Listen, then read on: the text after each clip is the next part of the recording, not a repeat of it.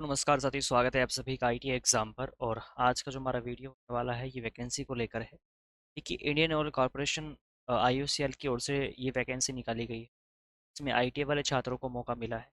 देखिए, ध्यान रखना, ये एकदम प्योर सरकारी नौकरी है और इसमें वही छात्र अप्लाई कर पाएंगे जिन्होंने आईटीआई किया है और जिन्होंने अप्रेंटिस किया। मतलब आपके पास आईटीआई के साथ साथ अप्रेंटिसशिप भी होना चाहिए, इस चीज़ का ध्यान रखना।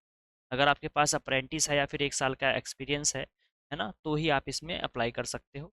देखिए, यहाँ पर वैकेंसी जो निकाली गई है, जूनियर ऑपरेटर ग्रेड 1, हरियाणा, मतलब अलग अलग स्टेट में वैकेंसी है। हरियाणा में 2 है, हिमाचल प्रदेश में 4 है, जम्मू कश्मीर में 1 है, लद्दाख में 6 है, पंजाब में 12, राजस्थान में 6 है, उत्तर प्रदेश में 45 है।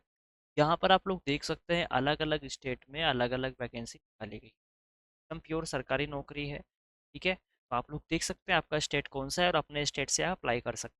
ठीक है, अब मैं बात करता हूँ कौन कौन सी ट्रेड को यहाँ पर मौका दिया गया है। ये जो आप लोग देख रहे हो ना, जूनियर अटेंडेंट ग्रेड 1, ये 12th बेस पर है और कुछ यहाँ पर ग्रेजुएशन बेस पर है। आईटीआई वालों के लिए जो पोस्ट दी गई है वो 123 तक ही है, ध्यान रखना। ठीक है, अब मैं बात करता हूँ यहाँ पर जो मेन चीज़ है वो ट्रेड की बात बता देता हूँ। ठीक है, जूनियर ऑपरेटर की जो वैकेंसी है ये आईटीआई वालों के लिए 101 से जो पोस्ट कोड है 123 तक है। ठीक है, इसमें जो कौन कौन से ट्रेड अप्लाई कर सकते हैं, सबसे पहले तो आपके पास क्या होना चाहिए, 10वीं होना चाहिए। 10वीं पास आप होने चाहिए, प्लस आपके पास 2 साल का आईटीआई होना चाहिए। किस ट्रेड से? आपका इलेक्ट्रॉनिक मैकेनिक, इंस्ट्रूमेंट मैकेनिक है ना, ये chemical plant electrician, machinist, fitter, mechanical कम operator, electronic communication system, wireman से, मैकेनिकल इंडस्ट्रियल इलेक्ट्रॉनिक्स से, इंफॉर्मेशन टेक्नोलॉजी यानी कि ईसीएम से।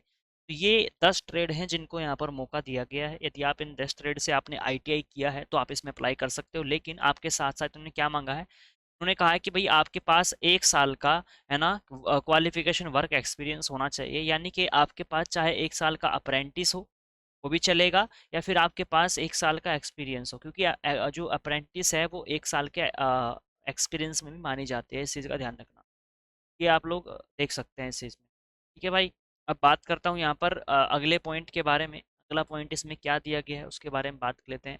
सबसे पहले यहाँ पर अगर मैं एज की बात करूँ, इसमें एज का दिया जाना चाहिए भी। देखिए, यहाँ पर एज का दे रखा है कि 18 साल से लेकर के 26 साल आपकी आयु सीमा होनी चाहिए, और जिसमें एससी एसटी वालों को छूट मिल जाएगी 5 साल की और ओबीसी वालों को 3 साल की। ध्यान रखना, एससी एसटी वालों को यहाँ पर 5 साल की छूट मिलेगी, ठीक है, और ओबीसी वालों को 3 साल की छूट मिलेगी। आपको इस चीज़ का ध्यान रखना है, ठीक है भाई। उसके बाद अगले पोस्ट पर बात कर लेते हैं। अगला पॉइंट क्या है, इसका एग्ज़ाम लिया जाएगा कंप्यूटर बेस्ड। इस चीज़ का ध्यान रखना, कंप्यूटर बेस्ड आपका पेपर होगा, जिसमें भैया 100 सवाल आएंगे आपके, और एक सवाल 1 नंबर का होगा, और समय मिलेगा आपको 120 मिनट का।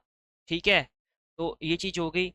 अब पेपर में पूछा क्या जाएगा वो मैं आपको बता दूंगा अभी, है ना, इसका अभी देख लेंगे। सबसे पहले तो मैं यहाँ पर, और उसके बाद देखिए अगली चीज़ देखना, जैसे आप सीबीटी एग्ज़ाम पास करोगे, सीबीटी एग्ज़ाम पास करने के बाद फिर आपका स्किल टेस्ट होगा, फिजिकल टेस्ट होगा, स्किल टेस्ट होगा, है ना। और ये मतलब एक किस्म से क्वालिफिकेशन नेचर का है, इस पे मेरिट नहीं बनेगी, ये आपको क्वालिफाई करना है, स्किल टेस्ट। ठीक, उसके बाद अप्लाई आप कहाँ से कर सकते हो, जो वेबसाइट आपको दी गई है www.iocl.com, इस वेबसाइट से आकर के आप अप्लाई कर सकते हैं। यदि आपके आसपास कोई अच्छा जनसेवा केंद्र नहीं है, आप अप्लाई नहीं कर पा रहे हो, तो आप हमारी टीम को कॉल करके भी अपना फॉर्म भरवा सकते हैं। ठीक है, तो हमारी टीम का नंबर स्क्रीन पर दिया गया है, उन्हें कॉल कर लेना, आपका फॉर्म वो भर देंगे। ठीक है, उसके बाद यहाँ पर अगली पॉइंट की मैं बात करूँ तो फीस का अभी मैं बता दूंगा आपको, इसका फीस कितनी कितनी रखी गई है।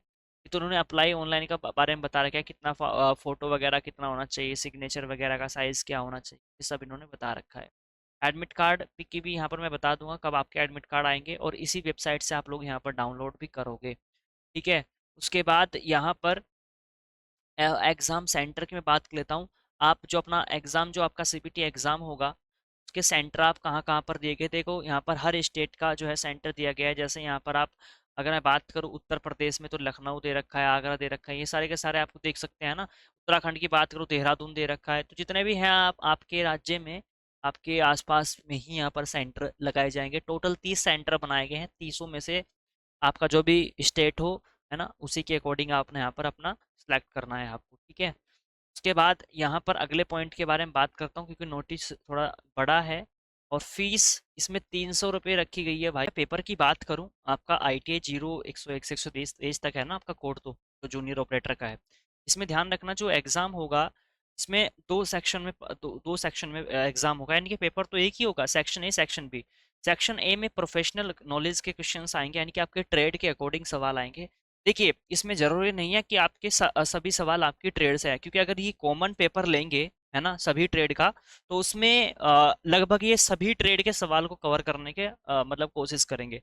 और जो दूसरा चीज़ आएगी वो आएगी जनरल साइंस की, ठीक है ना। अब सेक्शन बी में क्या आएगा? सेक्शन बी में न्यूमेरिकल एबिलिटीज आएंगी, है ना, मैथ वगैरह के सवाल आएंगे, और आपको रीजनिंग के सवाल देखने को मिले, जनरल अवेयरनेस के सवाल देखने को मिलेंगे। टोटल 100 नंबर का आपका पेपर होगा, इस चीज़ का ध्यान रखना। और अब मैं बात करता हूँ फीस की। फीस पेमेंट का मैं सबसे पहले बता देता हूँ आप लोगों को कि फीस में भी आपके क्योंकि फीस का जरूरी है बताना। देखो यहाँ पर ध्यान रखना, फीस जो है इसमें लिखी गई है भाई, जितने भी OBC कैंडिडेट है, जनरल कैंडिडेट है, उनको 300 रुपये फीस देनी है। और इस चीज का ध्यान रखना, जितने भी SC ST PWX serviceman candidate है, इनको कोई भी फीस नहीं देनी, उनके लिए फ्री है ये फॉर्म, ध्यान रखना। जितने भी SC ST PWX सर्विसमैन जितने भी कैंडिडेट है, उनको कोई भी फीस नहीं देनी है। जो फीस देनी है वो जनरल OBC और EWS कैंडिडेट को फीस देनी है, ठीक है भाई। तो इस चीज़ का आपको ध्यान रखना है। अब यहाँ पर ध्यान देना, तो आपकी ओपनिंग डेट है फॉर्म की वो 3 फरवरी थे है, ठीक है ना, यानी कि फॉर्म आपके स्टार्ट हो चुके हैं, और 23 फरवरी तक आप इसके फॉर्म भर सकते हैं। जो इसका एडमिट कार्ड है भैया, मार्च और अप्रैल के लगभग इसके एडमिट कार्ड आएंगे, और जो एग्ज़ाम है वो आपका अप्रैल में ले लिया जाएगा, ठीक है। तो ये चीज़ आपको ध्यान रखनी है। तो ये थी मेरे पास भर्ती, तो आइए आप लोग समझ चुके होंगे। अप्लाई करना हो तो आप हमारी टीम को कॉल कर सकते हैं। धन्यवाद।